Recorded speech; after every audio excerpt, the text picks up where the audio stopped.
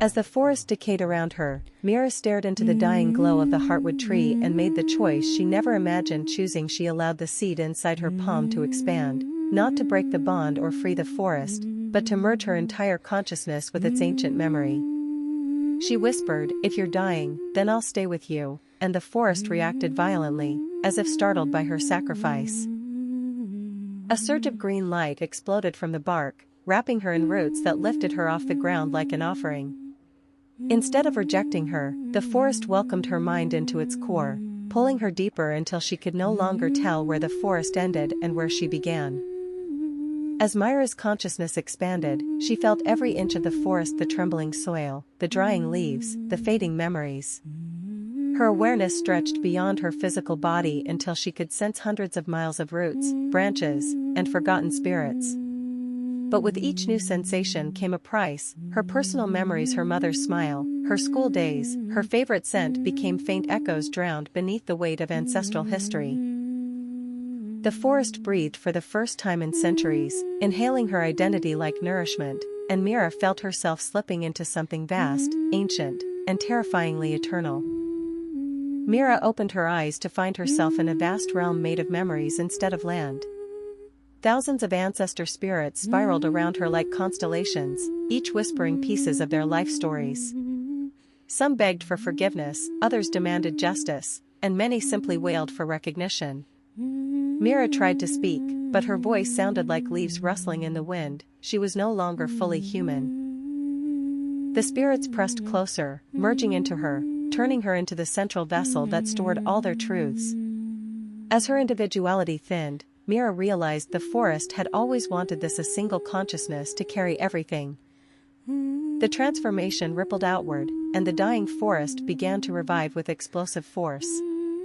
Trees grew taller in seconds, roots tore through the soil, flowers bloomed from barren earth, and ancient spirits reclaimed their dormant forms. Mira felt the forest's joy as it fed on her energy, but she also sensed a tightening around her heart, as if vines were growing inside her chest. The forest was alive again, but her humanity was slipping away like sand through a broken hourglass. The rejuvenated trees formed a circle around Mira, their trunks twisting into expressive faces. They spoke to her in voices layered with centuries of wisdom and pain. "You are our memory now," they said. "You cannot leave." Their branches rested on her shoulders like heavy hands, embedding bits of bark into her skin. Mira tried to turn away, but roots held her feet in place. Fear flooded her, a human fear, but the forest quickly absorbed it, softening the emotion into calm obedience. Through the shifting light, her mother's spirit suddenly appeared, frantic and flickering. "Mira, stop. You don't understand what you've done," she cried, reaching out but unable to touch. Mira tried to respond, but the forest muted her voice, replacing it with the quiet hum of leaves. Her mother's face crumpled with grief as she realized Mira had chosen the path she once feared most. "They will erase you," her mother whispered as her spirit was pulled back into the roots, unable to intervene further. The heartwood tree pulsed violently, and suddenly ancient memories flooded into Myra's mind with unbearable force. Battles, betrayals, droughts, curses, and lost generations poured into her like a storm. She fell to her knees, clutching her head as forgotten tragedies stabbed at her like thorned vines. She screamed, but the forest silenced her again. With every new memory, another piece of Myra's human life dimmed until she could barely recall her own childhood. Roots wrapped around Myra's waist, shoulders, and arms, not painfully but possessively, as if the forest was anchoring her soul. She felt her heartbeat sinking with the heartwood tree's pulse, slow, deep, ancient. The forest showed her its loneliness, its centuries of abandonment, its longing for a guardian who would never leave. Mira understood now: the forest did not want freedom, it wanted permanence. It wanted her. As the forest fused deeper with her mind, Mira attempted to recall her brother's name, but nothing came. Panic surged through her, but the forest soothed it away, replacing it with warm, artificial comfort. "You do not need them," the forest whispered through rustling branches. "We are enough." Mira shivered, she had never felt so cherished and imprisoned at the same time. Outside the forest, Myra's disappearance spread panic across the nearby village. Search parties wandered toward the forest's entrance, calling her name. She heard them echoes of desperate human voices, but the forest muted the sound, transforming it into a soft breeze. Mira tried to respond, but when she opened her mouth, only leaves fell out. The forest had removed her human language entirely. The forest thickened its borders, growing thorn walls and dense fog to keep the villagers out. Mira watched helplessly as her best friend stood only a few feet away, crying, believing Mira was dead. Mira tried to step forward, but roots tightened around her ankles, reminding her she no longer belonged outside. The forest whispered, "Stay. They cannot love you like we do." Days passed, though she no longer felt time the way humans did, and Mira realized she couldn't remember her own last name.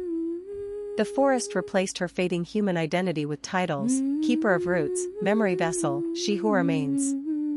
Her skin hardened into smooth bark in some places, soft moss in others. She was becoming something not entirely human, not entirely forest, a bridge between worlds, slowly losing the ability to cross either.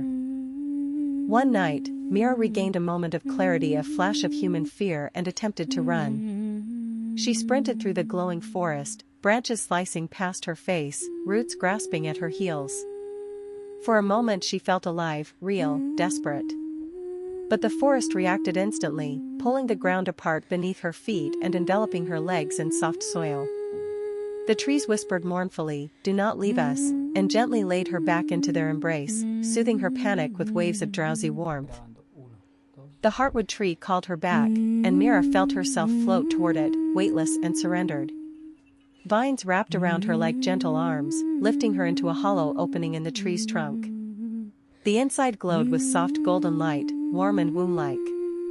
"Stay," the forest breathed. "Become our memory. Become our voice." Mira felt sleepy, peaceful, fading like a candle. Her heartbeat slowed until it matched the forest's rhythm.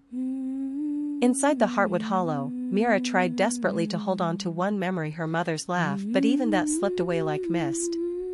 She wasn't sad, the forest wouldn't allow her to feel sadness anymore. Instead, she felt calm, enveloped in eternal warmth. Her body stiffened, roots curling around her arms and legs like a cradle. As her transformation completed, her final human thought flickered briefly: who was I? The heartwood tree split open at the top, releasing a burst of radiant green light that spread across the entire forest. The trees bowed toward Myra's form, now fused with roots, bark, and shimmering sap. She rose as a new being, tall, ageless, with glowing eyes that held centuries of memories. She no longer spoke with a human voice. Instead, the forest spoke through her, using her as its living avatar. Mira was gone. Only the forest guardian remained. Years later, villagers told stories of a glowing woman who wandered the forest at night, tall and ethereal, watching over the land with eyes that saw centuries. They called her the spirit of the lost girl, believing she protected the forest because she once died in it.